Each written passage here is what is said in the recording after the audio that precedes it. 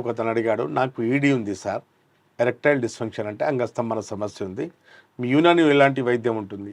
ED అంటే రెండు రకాలు ఉంటుందమ్మా, రెండు రకాలు. ఒకటి ప్రైమరీ, అంటే అంగం లేవకపోవడమే మొదటే ప్రాబ్లం వస్తుంటుంది, దానికి ప్రైమరీ ఈడీ అంటారు.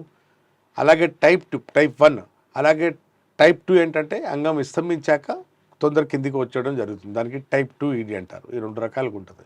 దీనికి ముఖ్య కారణాలు అంటే 7-8 కారణాలు ఉంటాయమ్మా.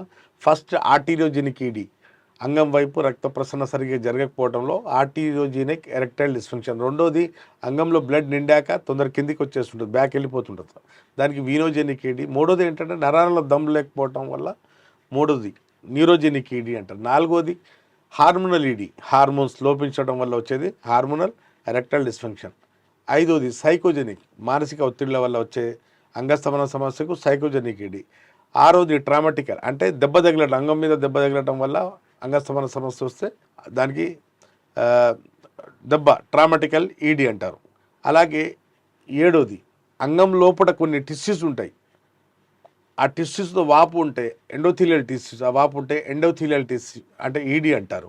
ఎనిమిదోది షుగర్ వల్ల అంగస్తమన సమస్య వస్తే డయాబెటిక్ ఈడీ అంటారు. ఈ 8 రకాల ఎరెక్టైల్ డిస్ఫంక్షన్ అనే సమస్య మగవాళ్ళలో ఉంటుంది.